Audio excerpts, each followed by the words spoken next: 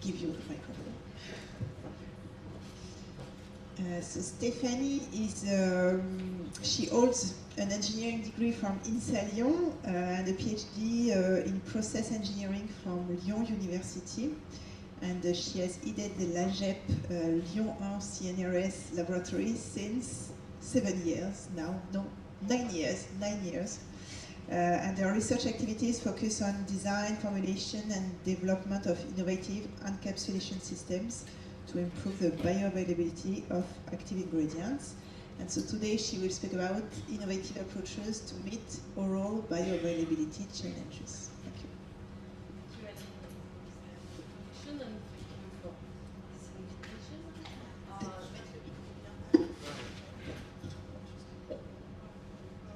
It's okay? So I will begin with the outline, and I'm afraid that I will have to shorten my presentation because many things have already been presented. It is not a problem. Fortunately, there will be no contradiction, I hope so. In fact, so I will give you some examples from the literature about several strategies to improve oral bioavailability. From the literature and also from some results of our lab, and mainly with these two formulations based on the formulation point of view, essentially. And maybe the example will be based on nanocrystals, solid dispersion, and lipid nanoformulation. So this is the introduction. So I think everything has already been presented. Just to point it the free stage or the free field that we have to keep in mind, so to modulate the oral bioavailability, so the physical properties of the drug, we are talking about that.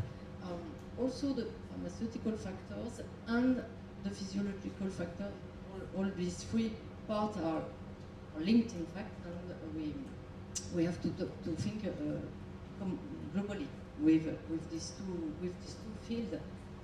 But of course, water solubility, dissolution rate are key factors together with permeability and also other metabolism or every mechanism that keep in mind. So now I think you are all familiar with BCS class, so I want, but I've chosen a different figure, different schema from another publication, in fact, but I think the figures are quite the same with the percentage of drug belonging to 2 class or 2 and 4 classes. And just to summarize, higher than 60% belong to class 2 and 4 BCS. So for, I'm not sure it's not really visible to the pointers. Yes, it's not clearly visible, but here you have the class 2 and many strategies are in this box here, the class 2, many formulation strategies.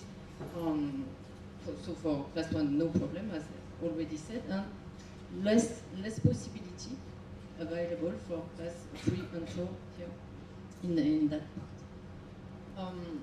So for class 2, 2 main approaches based on the formulation strategy. First of all, the crystal modification. Crystal modification by, we've already talked about co-crystal and polymorphism, but I will most talk about amorphization and particle size reduction.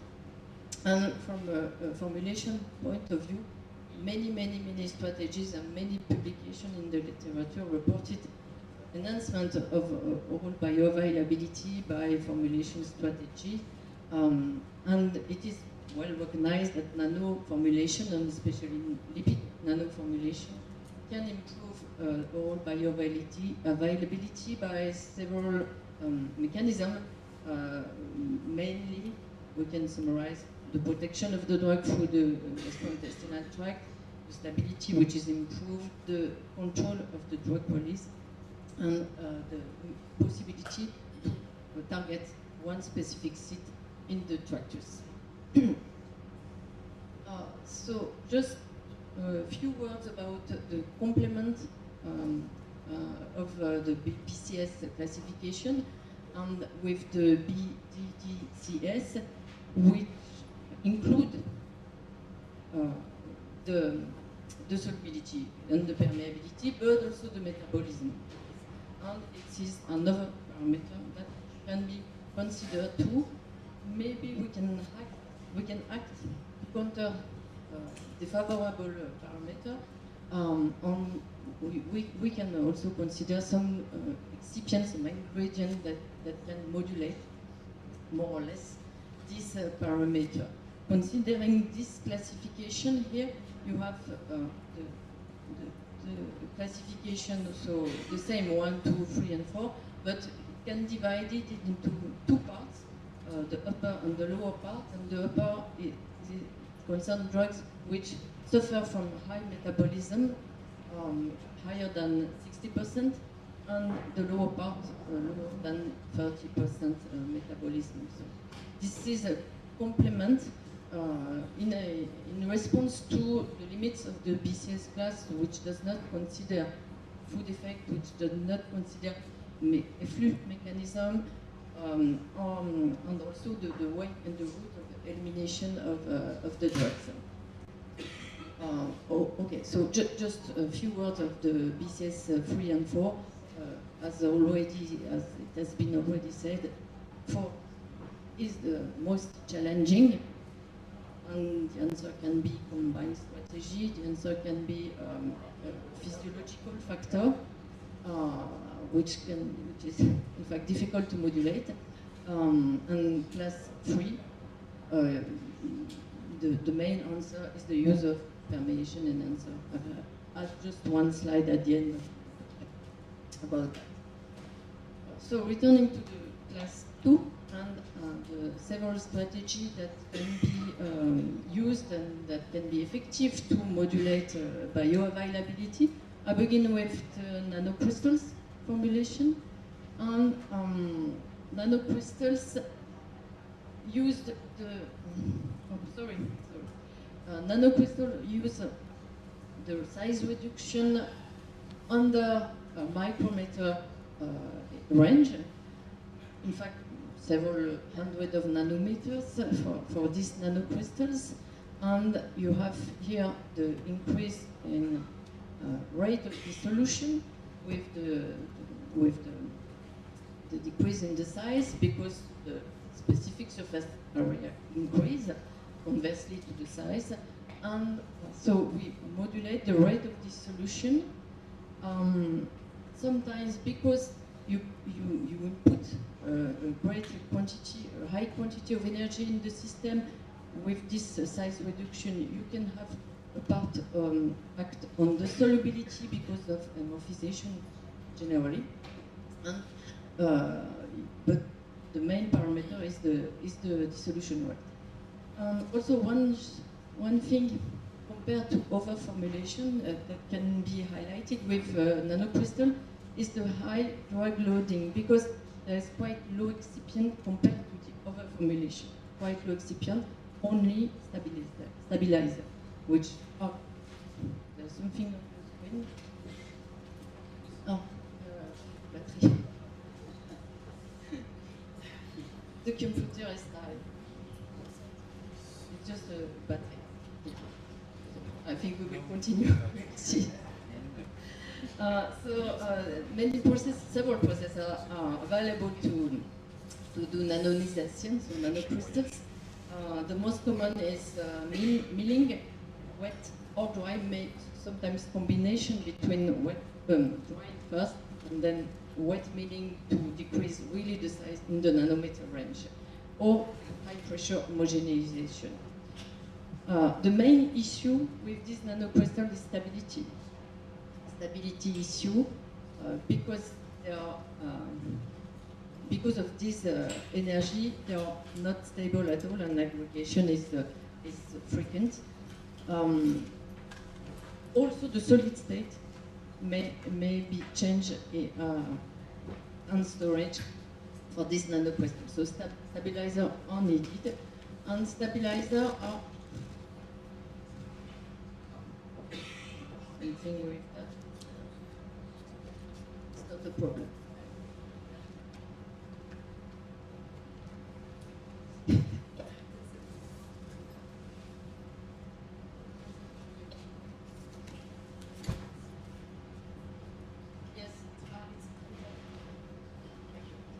So stabilizer are used are hydrophilic polymer or amphiphilic polymer, so PEG-based polymer, also surfactant, and we can see in the literature many combinations between surfactant and polymer, which can improve by reducing the quantity of each one, but improving the stability. And this nanocrystal can be converted into suspension, keep in suspension, or converted into tablet capsule. And more recently, I saw some publication that put the nano suspension in hydrogen also. So here is a table of the commercial form with the year of approval on the market with nanocrystals. We can see that it is quite an old technology and that there are very few new drugs since 2006. The more recent are here, and they are not for oral administration but for parenteral administration, in fact. But looking at the publication, we can see that there is a huge increase. You have here a huge increase in recent year, in 5 recent years, huge increase about this nanocrystal, maybe due to the excipient formulation, or also to the modification of the process and the progress in wet milling, I think so, which can improve the final nanocrystal using it. So this is a quite old publication with an example of aprepitant, which is the drug in ML capsule. And we can see here the improvement with the size, nano size, which is not obtained with 0.5 micrometer, in fact, but really with the nano size. This is the first conclusion, because the absorption of aprepitant is limited by the dissolution rate. So the impact of the size reduction is great. And here, the same study, in fact, they give the nano suspension in dogs, to dogs with the same dosage, and they concluded that the nano suspension can also reduce the food effect, which is here between the black and the white for the classical suspension, and here for the nano suspension. It remains a difference, but statistically, they concluded that this is not significant, and so the food effect is impaired with the nano suspension. Okay, so this is quite old study, and a more recent study on nanocrystal is here with rosuvastatin calcium, a BCS class 2, and they formulate nano suspension with several stabilizer, which is here at several concentration here, and they conclude that the more stable and the size, lower size, sorry, was 400, and they give it to rabbits. This formulation with polyvinyl pyrrolidone, 10%, give this formulation and obtain a great enhancement of the overall bioavailability in this study. So I've already said the issue of stability and also the issue of size decrease, because in fact there are low formulation with very low size. The size is quite 200, 300, 400 nanometer. With very low size, it's difficult to get so low size with milling, even if it's wet milling. Okay, so the second strategy that I wanted to describe is solid dispersion. Solid dispersion is the dispersion at the molecular level of the drug in an hydrophilic polymer. As represented here, you have the drug molecule which can be partly dissolved in the polymer, or as a solid but an amorphous solid in the polymer, or another form which is also described in this publication is a microcrystalline form. But the important thing is to keep that generally it is an amorphous form in a dispersion of polymer, and the issue is to maintain, to keep this amorphous form stable with the polymer, which hinder the recrystallization, in fact. It is the role of the polymer. There are a lot of technique or processes dedicated to form this solid dispersion, but the most common are melt extrusion and spray drying, in fact, that we can find in the literature and on some analysis.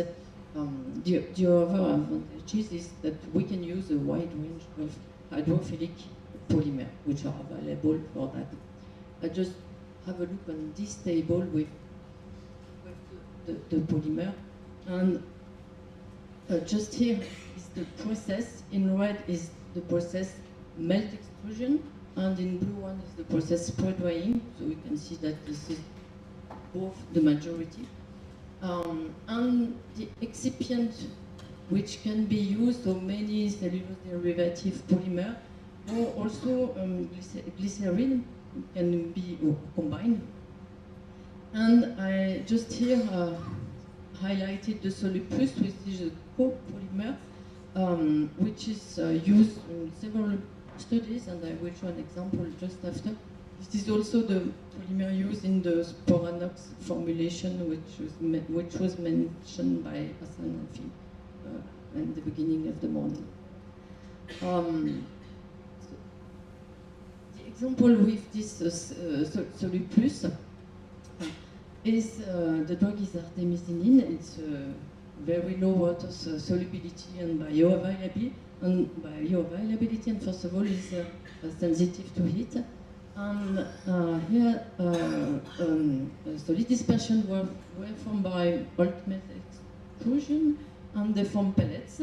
And they try to characterize these pellets. And you see here in orange the dissolution curve of the pellets compared to the pure drug and the mixture, physical mixture with the polymer. In the bottom, you have the physical state characterization of the solid dispersion with the drug, with the mixture, and with, in purple, the solid dispersion, with no crystalline appear in this X-ray diffraction patterns. And this was checked on, in fact, 2 years stability, and no crystallization appears. So the stability of the amorphous form was here 2 years. And they show here an increase of the PK parameter with an area under the curve threefold with the solid dispersion. So it can be also an innovative approach. The third one approach I wanted to show you is the lipid nano formulation, with the use of the lipid to protect the drug, to transport it through the gastrointestinal tract, with different aim to formulate nanoparticle, nano emulsion, and increase. It could be also used to increase the residence time of the particle in the gastrointestinal tract, but also to modulate the uptake into the tissue and into the cell, and eventually, if surface modification are bring, to target some specific site of accumulation. So, I will show you some example of nano formulation, which are here. So solid lipid nanoparticles, lipid carrier, new lipid carriers, and also nano emulsion. With the use of lipid, we can use this lipid to improve the dispersion, the solubilization, but also to to exploit the digestion mechanism of the lipid to enhance the bioavailability. So there's many lipids and many formulations available with a diversity of formulation possible. With some limits, maybe just to begin, maybe the complex physicochemical properties of the lipid, the mixture of lipid and the stability of this composition, which is maybe the limits of this formulation. One of the limits, one of them.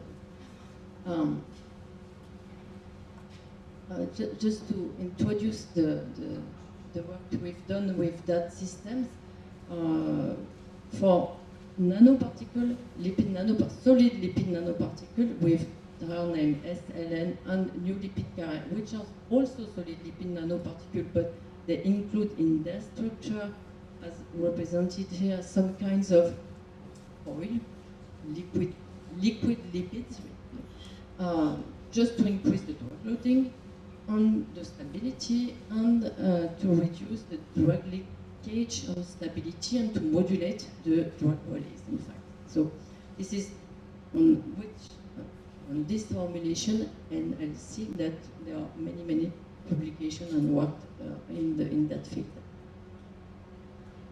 Here you have the main lipids used, or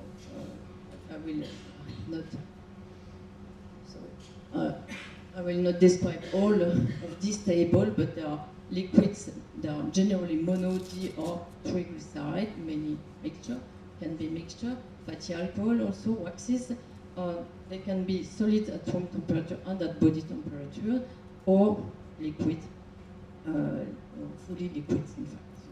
I won't go further on this slide. I will show just part of the work that we have done in our lab in collaboration with Skyepharma. The formulation of lipid nanoparticle to encapsulate a piraterol acetate, and with the use of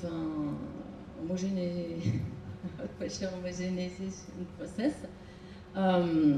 which is commonly used. So I will show some results. This is just the resume of the publication, but I will show more in detail some results about this work. The first is the characterization of the nanoparticles with nanoparticles, pure, fully solid nanoparticle, SLN, and NSC with an oily phase. The oily phase is here, is 3% of the formulation. We can increase the loading of the drug, decrease the size, the mean size of the particle, and increase the stability also of the particle, both on storage and in simulated intestinal fluid. In fact, the stability was good for the stimulated fluid, was less good, not so good, in fact, in faecal fluid. Some aggregation will occur. Yes. Here you have the process that we use, first the pre-emulsion and then the homogenization under this parameter, and then the cooling down of the suspension. So the nanoparticle have 109 nanometer in size, mean size. And then we studied, sorry, it's, I don't know how to move back.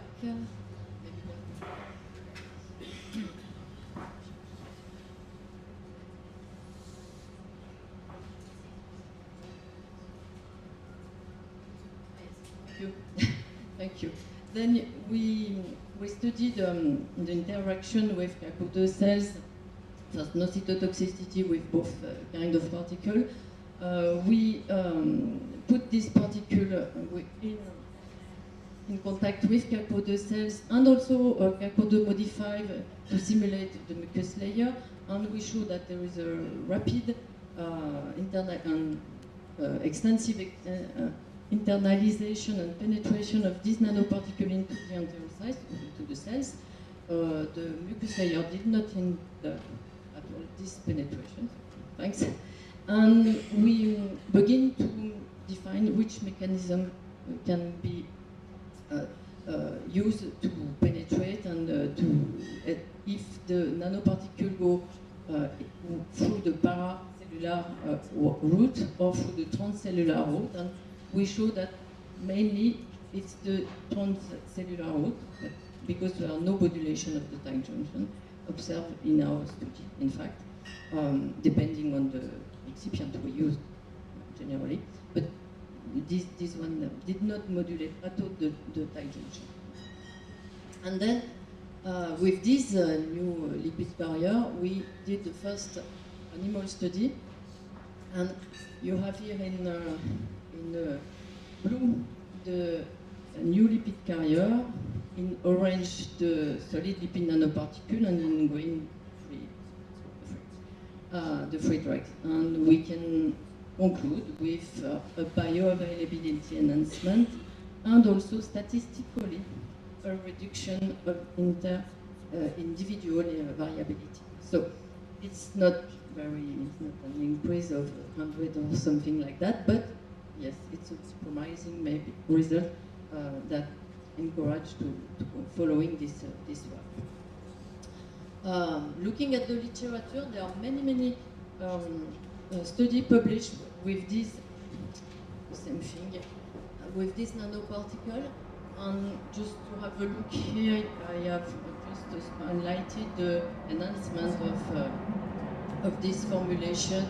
So bioavailability twofold, fivefold, sixfold. So there are many results in the literature. These are only the more recent ones. Another example that we developed in the lab is the formulation of nanoemulsion, and these nanoemulsion are then put into a hydrogel, as you can see here, the nanoemulsion, and the hydrogel here is schematicized as polymer scaffold.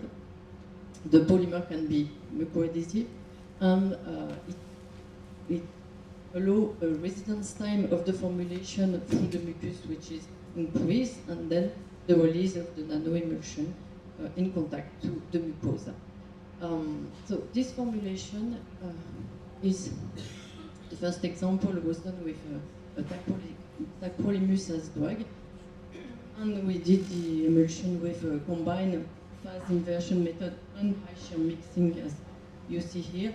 The nanoemulsion is about 100 nanometer in size. The formulation is here, and then the nanoemulsion was put in a hydrogel. In this slide is a chitosan hydrogel. Then we do freeze drying of this mixture, nanoemulsion plus a solution of chitosan, and we obtain some kind of sponge hydrogel, dry hydrogel. Then can be rehydrated easily upon putting in water or in phosphate buffer, and it can be rehydrated very easy. So that we wanted to exploit with this system. And doing one animal study, we do some biodistribution by oral gavage on mice, both on the nanoemulsion itself, the nanoemulsion in the sponge, chitosan sponge, two healthy mice, and we can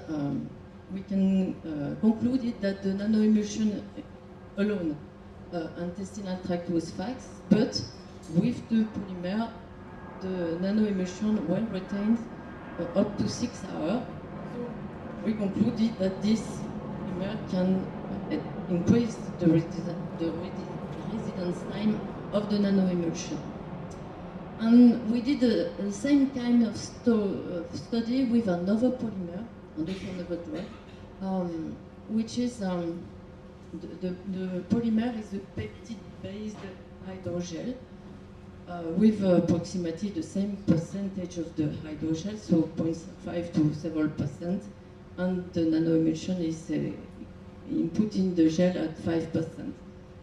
And we wanted to, in this study, we wanted to improve the local delivery in the colon for modulation of the inflammation, in fact. And we show a great accumulation on the colon epithelium. It is on the next slide here. Yes, it is here. So here you have in this slide healthy mice and mice, pathologic mice, colitis-induced mouse model. The same thing here. Here is for nanoemulsion, and on the right is the nanoemulsion in the gel. And we see, I'm not sure if you see, but here, a huge concentration of fluorescent with the gel. And we can conclude it that higher retention in the small intestine and also in the colon epithelium with this hydrogel containing the emulsion.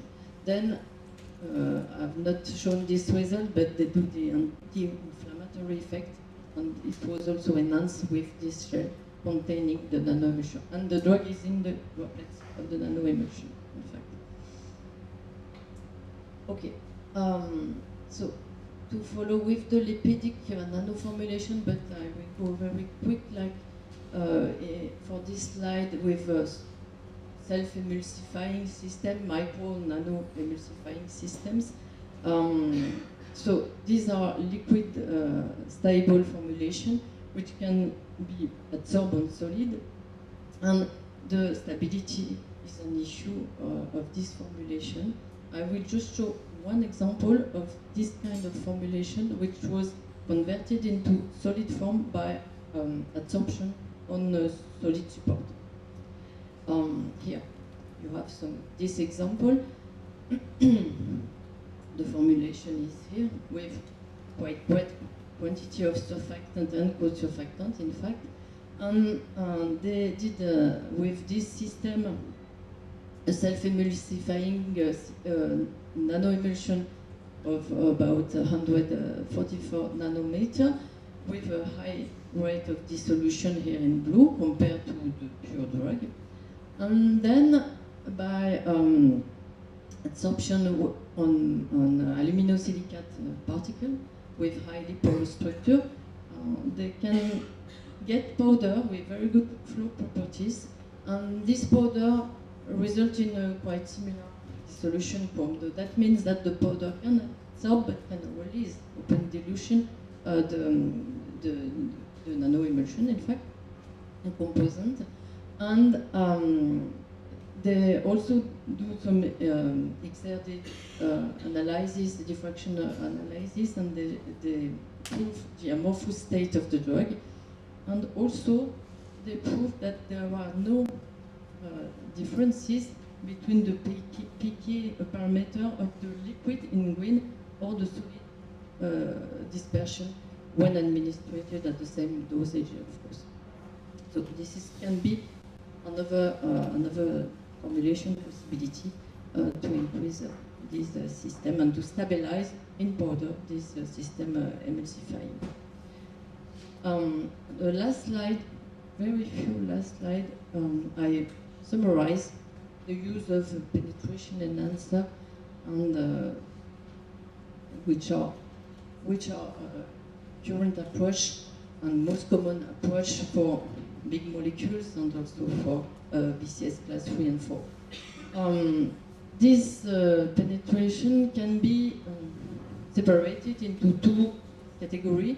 The first category modulates the transcellular penetration, and the second one the paracellular. Sometimes, many times, they act on both situations. The main issue is the quantity of penetration enhancer, which is recognized to be 5 to 10 fold the dosage. And if you look at the semaglutide, the Rybelsus that we have already talked about with the snack is at 300 milligrams for the dosage of the semaglutide, which is between 7 and 40. It's the main issue of this penetration enhancer. If you look at what are mainly used as a type of molecule of penetration enhancer, to modulate the tight junction, essentially some toxin some chelator and peptide, also some peptide. And for the transcellular, very diversity, huge diversity of molecules which can act as, which can modulate with different mechanisms, or the mechanism of complexation with SNAC, for example, multimodal effect which globally result in an alteration of the membrane fluidity with the pale salt, the fatty acid, and also non-ionic surfactants. So there is a huge diversity of molecules which can also be included in the other formulation that we saw before, to combine the mechanism. So to conclude, there is a lot of strategy from the point of view of the formulation, or we modulate the size reduction, or we do some formulation, more or less complex formulation. It appears that lipid nanoformulation and also solid dispersion generate a lot of data and seems to be promising, in fact. Combined approach can also be used, as we see with the lipids and the hydrophilic polymer sometimes, or dilution stabilized on porous solid. So, in the literature, all the studies, generally the results are done with one drug, in fact. The possible versatility, the possible application to other is generally not addressed in the publication. So maybe the trends have this and that, but we can discuss about that. Maybe the versatility of the formulation can be an issue. New excipients, I think we have already said that this morning, and also multifunctional excipients, which can solve one or more problem at the same time. It can act on the mucosa and also on the solubilization, for example. And why not new processes or modified processes to reduce the time consuming, the energy, and so on. And maybe also progress in biorelevant tests in vitro, and also progress in prediction. I think so. I don't remember who said that this morning, but I agree with that analysis that progress in prediction can be, with modeling, in fact, can be a help, yes, in the formulation development. I think it's yours that said that. Yes, I completely agree with you for that. So that's, yes, I think that's the last one. So thank you for your attention.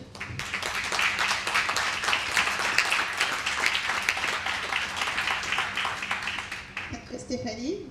Is there some questions or comments?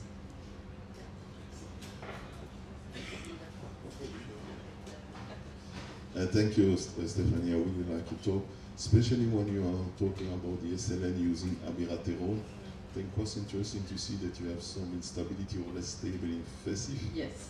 So this usually demonstrates that it is unstable in the food intake and increase of bile salt and digestive system. Did you test before doing the CACO2 the digestion of this SLN? No. You're right. I think so when you said that this morning. You're right. Before. It could be useful. Other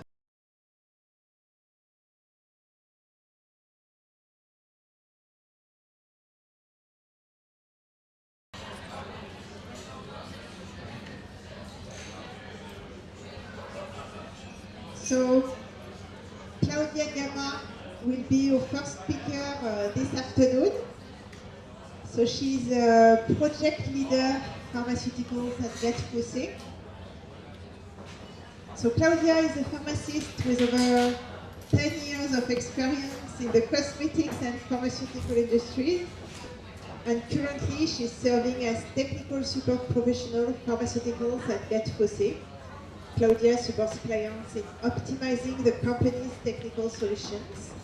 And she will speak about lipid excipients, of course, unlocking multiple benefits to overcome challenges in oral formulation and bioavailability.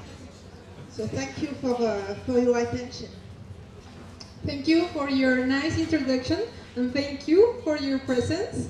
I have the hard task to keep you awakened after lunch, so I hope you will bear with me for the next half hour, where we are going to discuss lipid excipients and how they can be good allies in order to overcome challenges in the formulation of oral dosage form.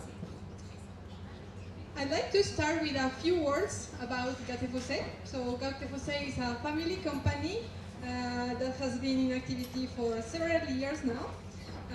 We have worldwide presence with 4 application labs here in France, in the United States, in India, and in China, with external lab collaborations in Latin America, in Brazil, and in Korea.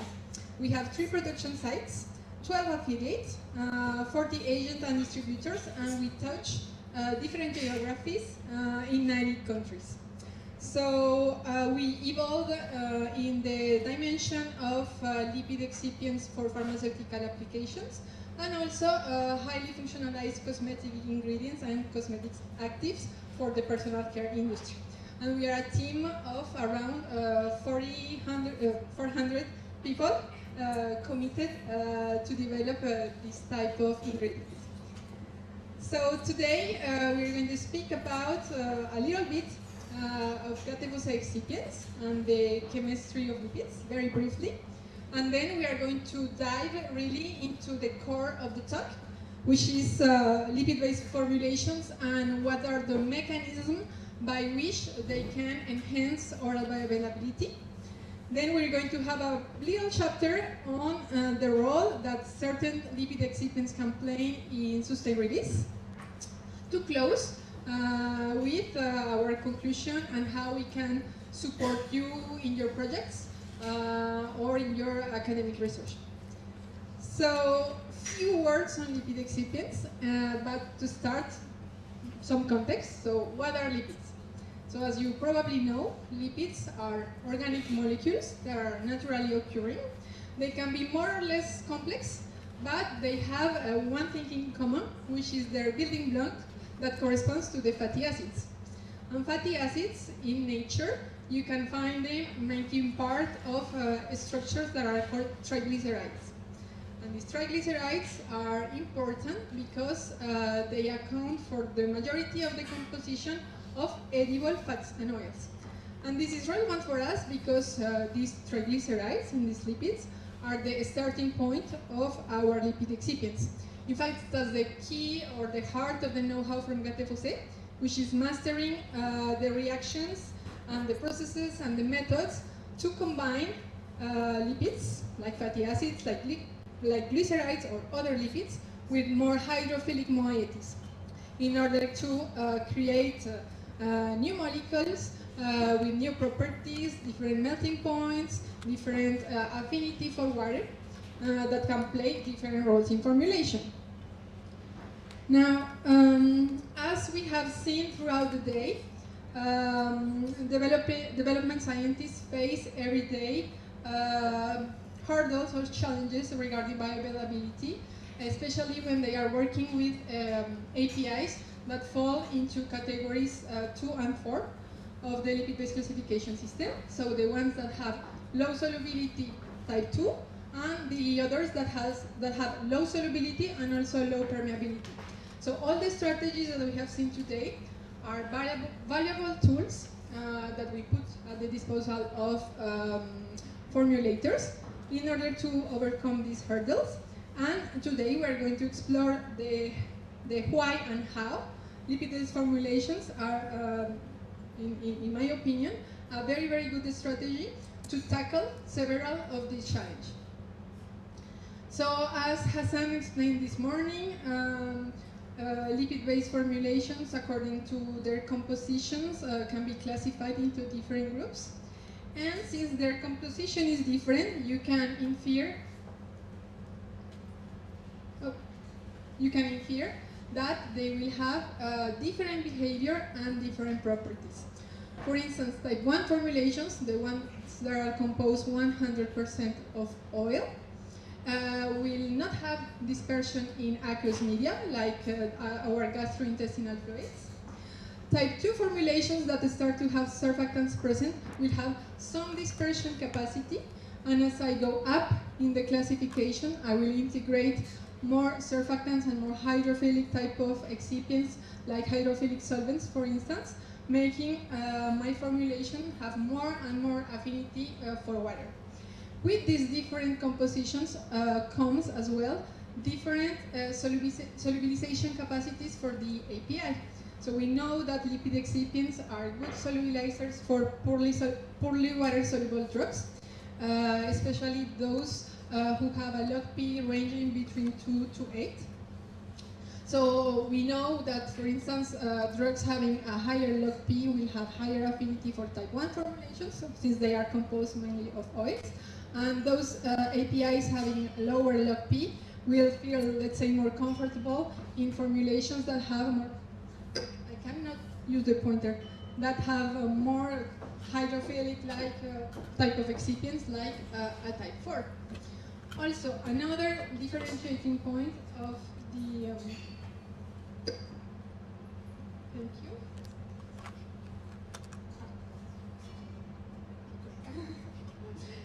Okay, you see. Also, another key point that differentiates this different type of lipid-based formulation is the digestibility, which is an important factor because, as we will see, lipid excipients are susceptible to digestion, and the digestion products of these formulations can have an important solubilization capacity for poorly water-soluble APIs. So normally, formulations containing high quantities of oils, high proportion of oils, are more digestible than their counterparts that contain less oil. So, sorry, there we go.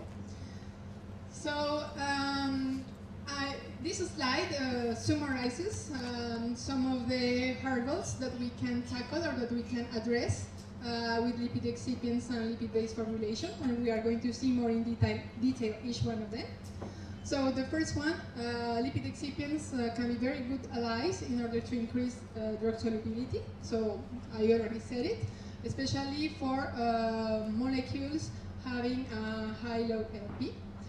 Besides that, and through the natural mechanism of digestion, they are able to maintain the drug in a solubilized state throughout digestion in order to facilitate and to increase the chances to be absorbed at the level of the intestinal barrier. It has also been reported that they can mitigate food effect. And in terms of permeation, it has been demonstrated that lipid excipients with particular chemistry can act in different targets in order to increase intestinal permeability. So interesting for BCSC class 3 and for APIs. And last but not least, some of the lipid excipients are useful if we want to target lymphatic transport, which might be relevant for APIs that suffer from first pass hepatic metabolism.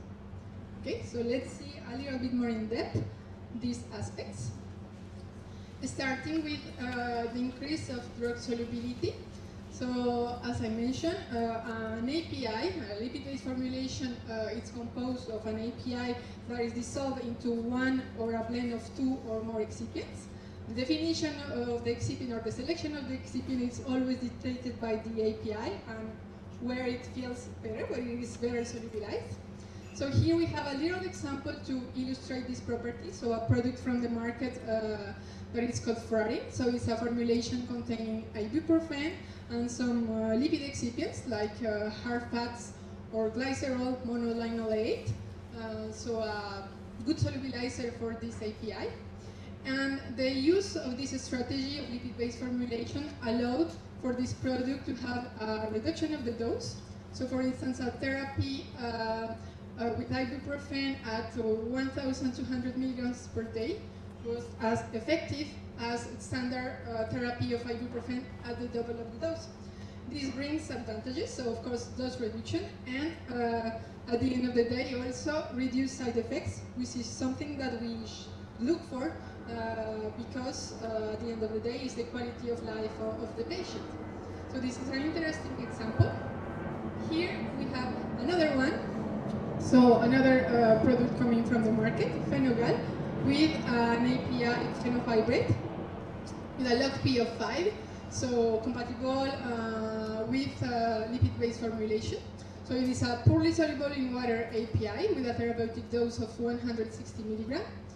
And the interesting point about this product is that a single lipid excipient, so that corresponds to PEG ester, lauryl macrogol glycerides, which in our range corresponds to one of our jealous here, it's able to solubilize the whole therapeutic dose into one single matrix, obtaining a product through a very simple process of capsule molding.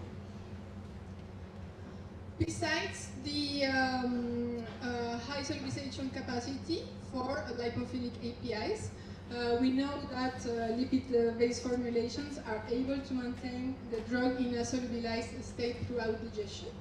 And these take advantage of our natural digestion process.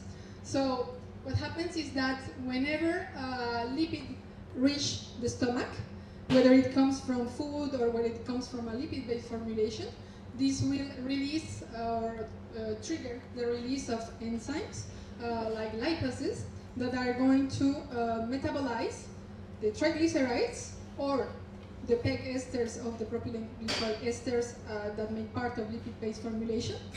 And as a result of this reaction, digestion process will be produced. So in the example that you have with allurosmol, you have diglycerides, monoglycerides, free fatty acids, and glycerols, but you can also obtain, for instance, monoesters of polyethylene glycol. And these amphiphilic reaction products are able to associate with endogenous amphiphilic substance that you have in your gut, like bile salts and phospholipids, and they reassemble into new colloidal structures, which are a powerful solubilizing media for poorly water-soluble APIs. And this process is very efficient, and through this we are able to, let's say, present the API in a solubilized state to the enterocyte to facilitate absorption. This process that happens in vivo can be mimicked through an in vitro technique, which is called in vitro lipolysis. So through this technique, we are able, for instance, to simulate the pathway followed by a lipid-based formulation, and most importantly, what happens with the API as the lipid-based formulation is being digested.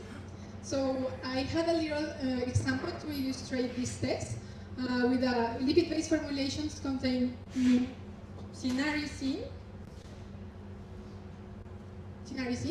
which you have the chemical structure over here, that was formulated into different lipidic systems, and we follow the quantity of API that was maintained in solution in the aqueous phase throughout digestion. So the principle of the test is to add 1 milliliter of a lipid-based formulation, allow for 10 minutes of dispersion into the system, and then add lipases and enzymes into the media so that we can launch the digestion of the lipid-based formulation.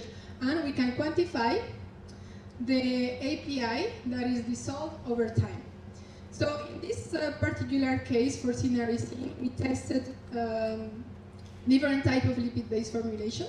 For instance, we tested a type 3 lipid-based formulation composed of a PEG ester type of surfactant with a propylene glycol ester. So as you can see, as digestion took place, this formulation was not very performant in order to keep the API in a solubilized state. We tried, let's say, to increase the performance by adding water-soluble solvent like our transcutol, which is not a lipid, it's a solvent. So the ethylene glycol monoethyl ether thinking that this powerful solvent will help us. But in reality, what happened is that transcutol, very high affinity for water, when it was in contact with the rest of the components in the experimental setting, it went away with the water that he loves, and he left the API to crash out, so to be precipitated. So we took another, let's say, approach, adding, for instance, mycin CC, which is a glyceride, a long-chain fatty acid, that is very well digested, and we observe immediately the positive effect that this type of excipient that is digestible had on the fact of keeping the API in a solubilized state. So this is a very interesting approach, and it highlights the capacity of some lipid excipients to keep the API in a solubilized state in order to favor its absorption. Besides that, it has been reported that lipid-based formulations are able to mitigate food effect. So as you probably know, food effect is the phenomena that you can observe when the concomitant administration of food and a medicine has an impact on the plasma concentration of the API.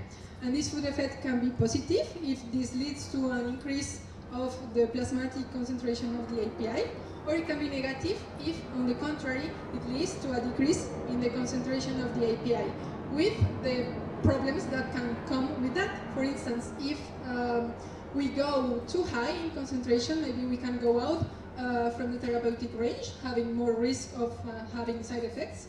Or, in the other hand, if we go below the therapeutic window, we have the risk of having loss of efficacy of the therapy. So it has been reported that lipid-based formulations have the capacity to trigger the release of enzymes that smooth out the difference between fasted and unfed state, mitigating in this way food effect. So one example taken from the literature to illustrate this strategy was reported with an API called ciprazodone, so an antipsychotic with a log P of 4.3. It was formulated into capsules, so classic capsules with HPMC, lactose, and magnesium stearate. And as you can see, the ratio between the areas under the curve of fed and fasted states is superior to 1. So this is showing high food effect. So one research group took the challenge to reformulate this API, in this case using a lipid-based formulation approach, using some of the surfactants from caprylocaproyl peg esters, and other glycerides, glyceride monocaprylocaprylate, etc. And they were able to prove that this approach reduced the difference or the ratio between fed and fasted state, and leading to having no food effect for this API. So this is an interesting approach as well. Besides that, it has been now known that some of the lipid excipients have the capacity to increase intestinal permeability, and this to two different mechanisms, as Stéphanie briefly mentioned in her presentation. So the increase of transcellular uptake, so through the membranes of the enterocytes, and the increase of the paracellular uptake. And this is particularly true for lipid excipients that contain into their chemistry C8, C10 type of chains. What is interesting here is that they are able to interact with the tight junctions that are the proteins that are located between the enterocytes that act like kind of a gate. And these types of excipients are able to open these tight junctions to increase the passage of certain molecules, but importantly, in a safe way. Because you can raise the question, okay, you open the gates, so what type of things are going to pass? Are pathogens going to pass? Are non-safe molecules going to pass? And the answer is no. We will see why. It has to do with the reversible character of this opening of the tight junction, and it also has to do with the size of the molecules that are able to pass. I'm not trying to make this presentation too commercial, but just for you to know, we have a platform of penetration enhancer with different characteristics. So one with more surfactant properties, the others with less, more oily vehicle types. So if you want to know more, please don't hesitate to contact us about this. Now, going through the tests that we use to prove or to assess this property, we worked in partnership with the University College Dublin, which carried out a battery of tests, both in vitro and in vivo, in order to assess this property. And the results are very, very promising. So I'm going to highlight the results that we obtained for one of our penetration enhancers, so Labrafac MC60. First of all, they evaluated the reduction in transepithelial electric resistance. So the principle behind this test is that decrease in this parameter indicates the passage of ions, which generates this decrease. And we were able to find out that this decrease was concentration dependent. So let's say the higher the dose of the penetration enhancer, the bigger the reduction of the transepithelial resistance was. To complement this test, we also tested how was the passage of different paracellular markers going in presence of the penetration enhancer. And it was in accordance with the results of the T-year.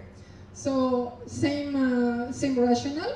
The penetration of these paracellular markers, so mannitol and fluorescein dextran, increase as we increase the dose of the penetration enhancer. So now let's talk about safety. So remember I mentioned you, we are opening the gates. What is going to happen if we let pathogens or other molecules pass? Well, in order to, let's say, discard this hypothesis, the research group studied what happens when the tissues are submitted to a washout period, which means we remove the penetration enhancer from the system. And as you can see in the graph, a recovery of the transepithelial electric resistance had place over time. And maybe you are going to tell me no, but here the recuperation or the recovery is not complete. But I just want to remind you that these are some ex vivo type of tests. In real life and in vivo, you have blood irrigation, you have mucus, you have regeneration mechanism that will allow for these, let's say, viral aggregations to be regenerated and repaired. In fact, that's, let's say, common knowledge for the research group. In vivo, the histologic images show that the epithelium is not at all damaged. So besides that, we also studied the effect or the size of the molecules that were able to pass. To do that, we screened a series of fluorescein dextrins of different molecular weight and size.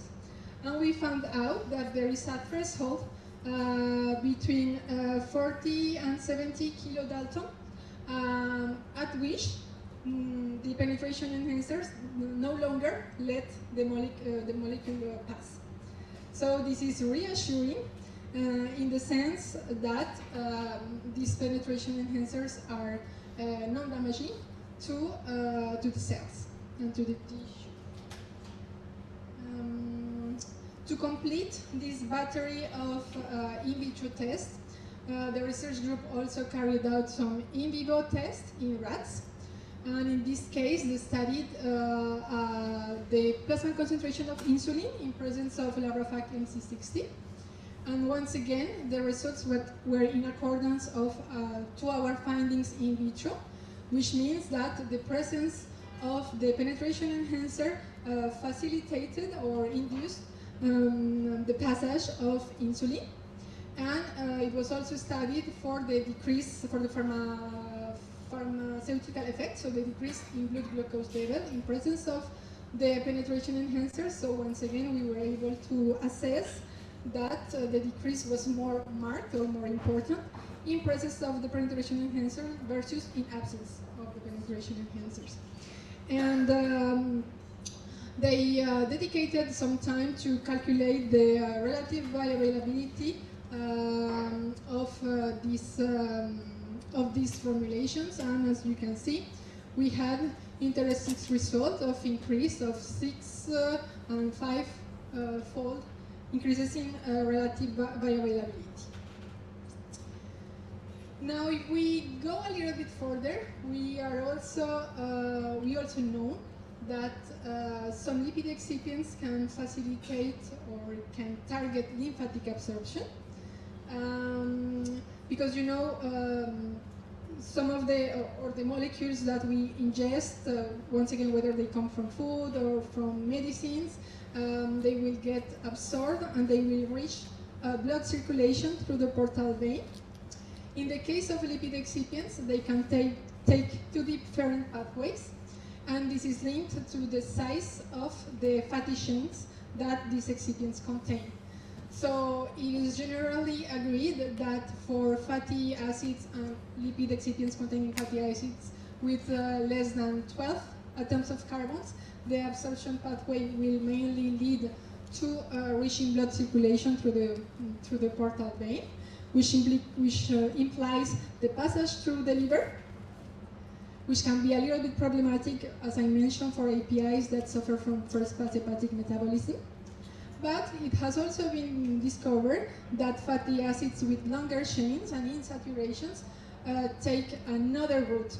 So when they are absorbed, they are reassembled in the Golgi apparatus and associated to lipoproteins that, instead of going to blood circulation, they take the pathway of joining the lymphatic system. By this mechanism, you can avoid the metabolization of the APIs that can be soluble in this type of fatty chains, and the decrease in efficacy that can come with it. It is worth noticing that this strategy is valid for APIs that have high lipophilicity, so for APIs that are, let's say, soluble into these long-chain saturated fatty acids. And it is frequently agreed that this strategy is useful for APIs with a log P over 5. Just for you to know, we have in our portfolio different type of lymphatic enhancers, taking the form of oils or of surfactants. And here, once again, just to illustrate, we selected two examples from the literature. So on your left-hand side, you have the case study of an API called halofandrin, and the quantity that was able to be recovered in rat's lymph when it was formulated into different systems. So you can see, like, the lower line, lipid-free formulation, the same API formulated into short-chain triglyceride systems, medium-chain triglyceride system, and long-chain triglyceride system. And as you can see, this particular API, we were able to recover higher quantities when it was formulated with long-chain triglycerides. Same story for the same API, but this time in dog model. So we can assess again that this API can be recovered in the lymph when formulated with long-chain triglycerides. So as a conclusion of this chapter, I wanted to leave you with the idea that lipid-based formulations are an interesting approach to overcome bioavailability issues, because with one approach, you are addressing several of these struggles in a very, let's say, simple and cost-effective type of formulation. So in terms of final dosage form, most of the examples that I presented in terms of our excipients are liquids. So you can imagine lipid-based formulations taking the form of solutions that you can incorporate into soft gel capsules, into solutions, into suspension. We also presented a little example in capsule molding with our semi-solid type of lipid excipients. But it is also worth noting that lipid excipients can take part of the composition of tablets, which is still one of the most popular dosage forms. So I wanted to take 2 minutes to discuss this approach. So we know that our lipid excipients can take part of the formulation of tablets, more specifically for our surfactants in semi-solid and solid states. They can play the roles of weighting agents and solubilizing agents in order to favor the release of an API, acting as a surfactant by decreasing the surface tension by increasing the wettability of the API. So here I just wanted to cite some products in the market in different geographies that take into account this approach, like albendazole, like primobendan, finasteride, that incorporate our range of gelucir in the formulation. So two approaches are possible and have been studied, let's say, in our labs, in our application labs around the world. The first one is to incorporate our gelucir surfactants through wet granulation by creating a dispersion of these surfactants into water and adding this as granulation liquid into the mixture of powders, followed by compression.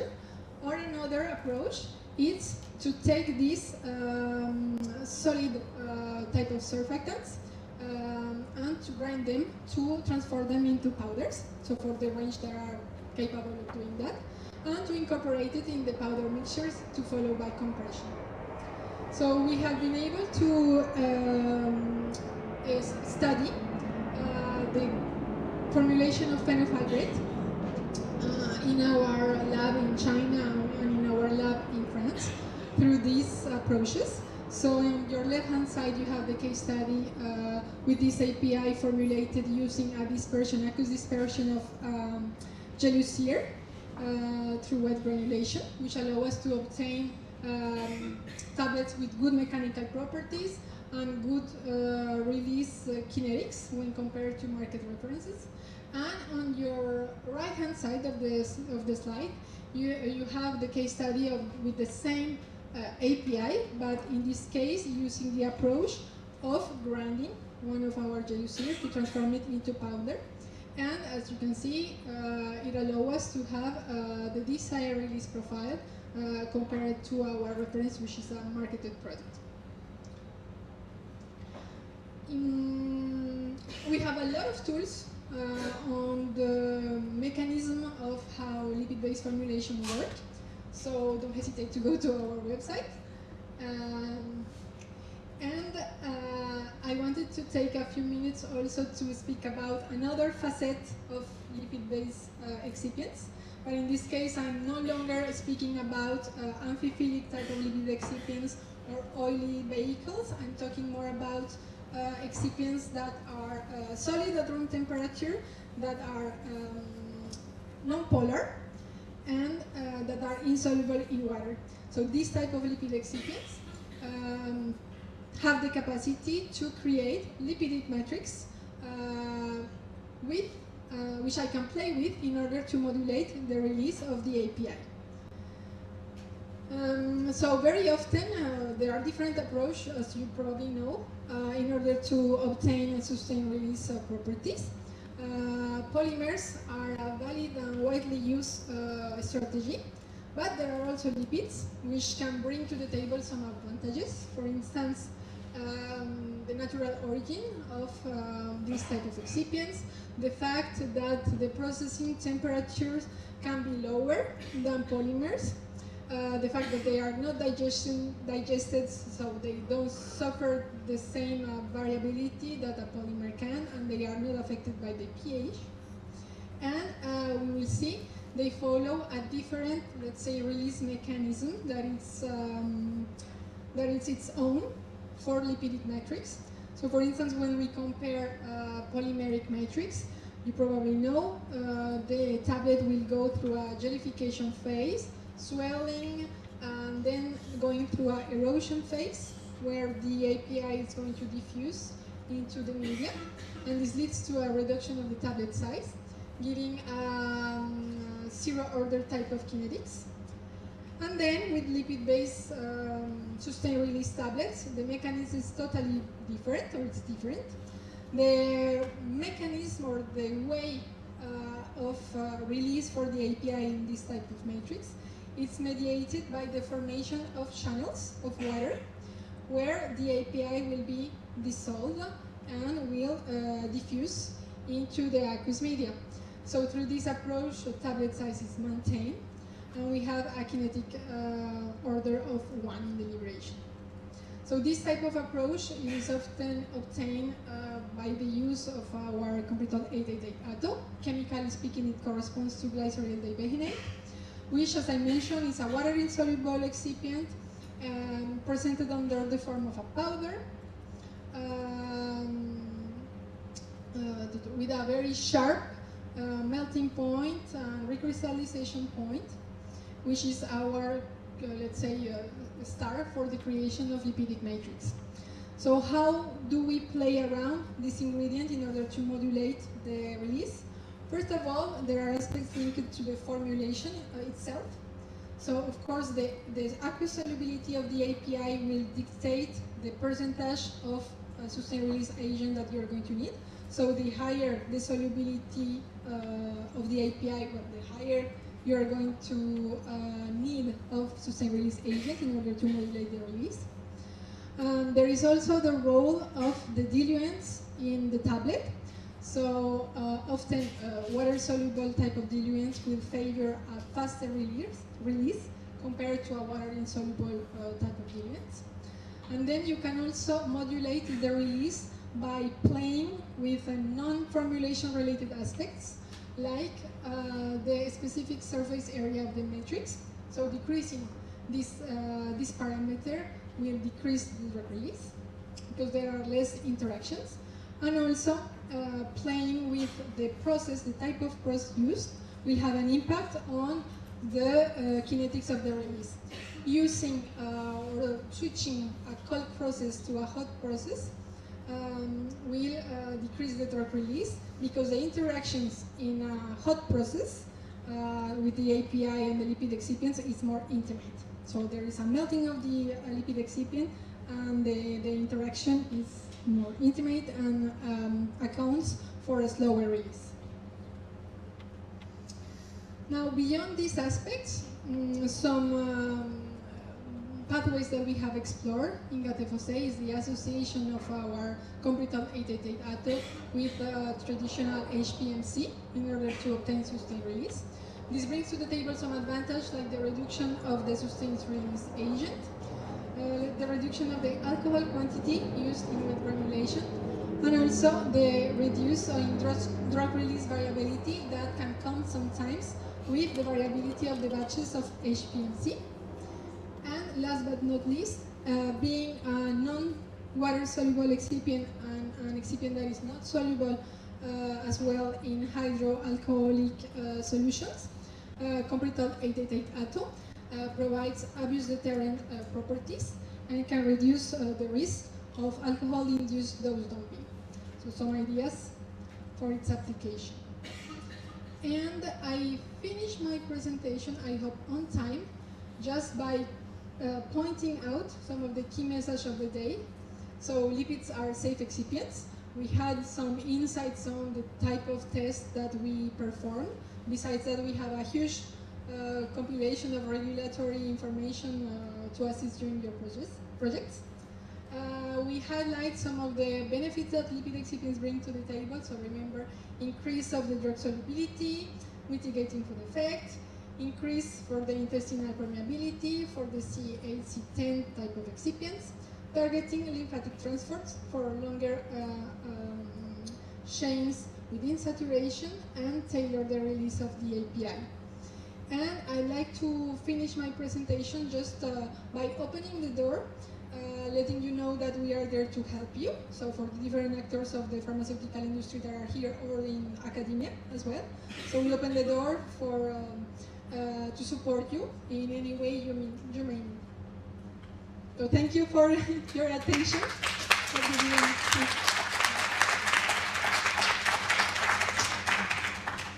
Perfect timing. Thank you, Claudia. So we have the time for a couple of questions. Yeah. Thanks, Claudia. Coming back to the permission and answer, have you tried to turn this into a powder already? For the moment, the excipients that we have tested are liquids, but there are some approaches that are already around there. For instance, the absorption into solid carriers. So there are some potential there.